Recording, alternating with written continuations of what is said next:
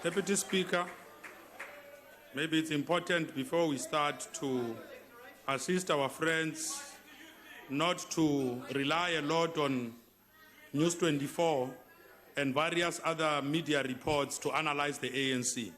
They are welcome to come and join the movement. We've got forms, we've got a website that clearly states our program of action. You will see in there that in the ANC, it's where you most belong. The profound sentiments on confidence, as echoed by renowned academic and author Rosabeth Moss-Kenter, that the road to confidence is paved by daily accomplishments, resonates and best personifies the expression the longest serving president of the ANC, O.R. Tambo, when he said, Speaker, order. Yeah, Honorable Mabe, please take your seat. Yes, Honorable. I-order yam into ba kule nquba kaxaka. Yabona ke Speaker, can you call Honorable Member, please proceed on order. Honorable Members, proceed on kule order. nquba kaxaka sijongene nayo yengxaki ka President Jacob Zuma yakhozwa nglamfo. That's called a frivolous point of order, Honorable Member. Go ahead, Honorable Member.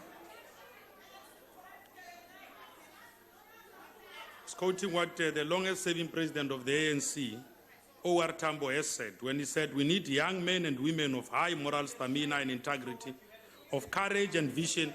In short, we need warriors, not cowards who make noise when people are speaking. It has always been and continues to be the collective courage and confidence of the great leaders of our movement, past and present, that the people of South Africa enjoy liberty, regardless of their station in life, as well as racial or class they represent. There is no doubt that motions of no confidence are veritable tools used in democracies to hold leaders accountable. It was in pursuance of this democratic imperative that when the leader of the opposition requested this debate, the presiding officers readily agreed. We've also agreed to contribute again to honor this constitutional right to speak when we knew that what the proposers would be speaking was not going to be right. The disconcerting fact is that for the up-10th time, opposition parties have been calling for the same thing, in the same way, but expecting to get different results. German-born theoretical physicist Albert Einstein summarized this activity in a single word, which I will avoid for the sake of progress in this debate. Political analyst Samadoda Fikeni argued that when such issues as votes of no confidence are raised repeatedly, they lose any chance of being successful. It is like when you administer the same medication to a non-responsive body. It runs the risk of immunity. Even as I congratulate the presiding officers, it is becoming clear that when a party has democratic in its name, it does not necessarily follow that it will respect democracy it claims to uphold. It does not mean that when a party has greater proclivity to approach the constitutional courts for matters they do not win in the legislature, it fully respects the Constitution. Time does not allow me to list some of the parties who call themselves Democrats and yet have no internal democracy. Some opposition parties have voiceless and scared black members who complain that they are marginalized around the question of race. When they raise the question of race, they are told to concentrate only on the economy, jobs, and education. There are black members who complain that they are called upon to marches because of their stronger melanin content that can resist the sun, but are forgotten when coterie of white males, the self-styled brain trust, makes decisions on crucial party issues behind closed doors. When a former parliamentary leader with a Harvard education, Nohal, constructively raises her opinion, she's dismissed in a language most foul. There is an elephant in the small blue tent.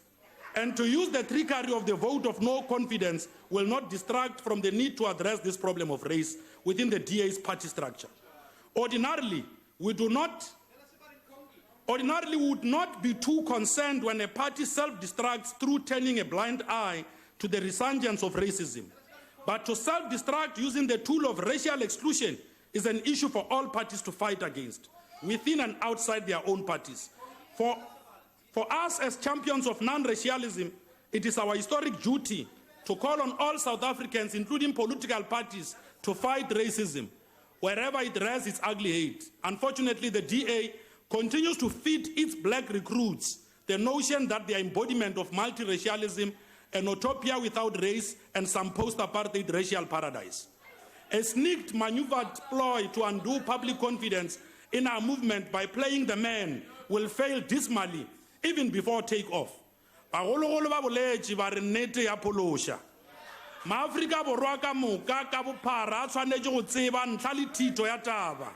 Morero o mogolo mo ke go boša leina la lekgotla la batho badimo le modimo la ANC le baetapele ba lona ka moka naga pharephare.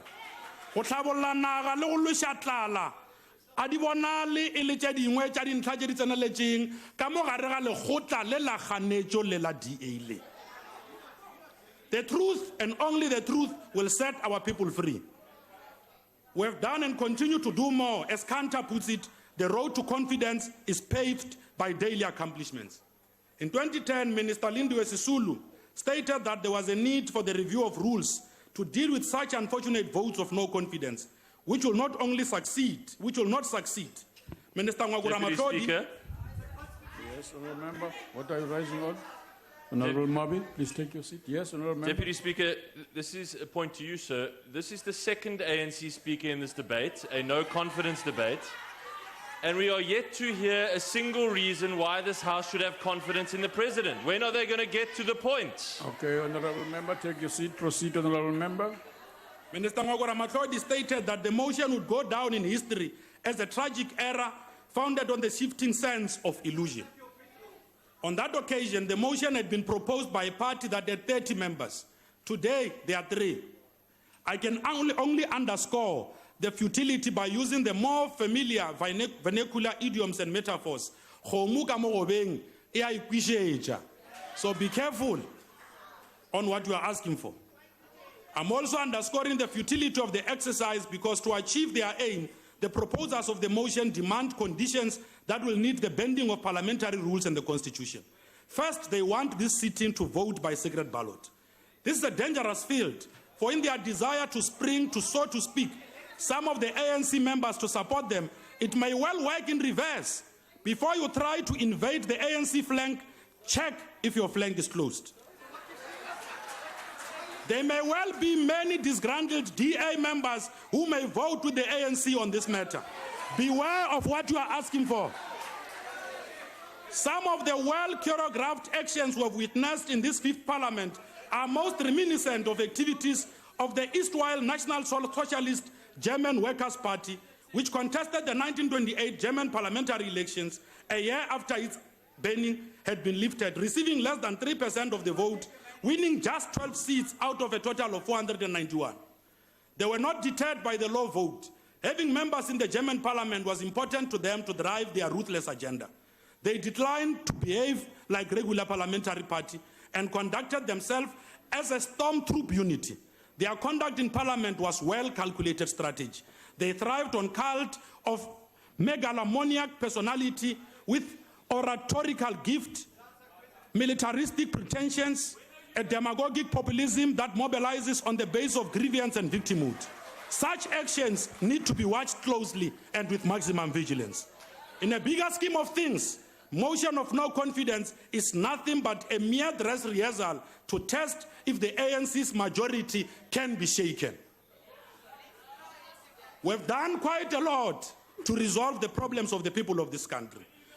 Under President Zuma, we've got the National Development Plan, which spells out the number of jobs that will be created, including the kind of interventions that we'll be making in communities.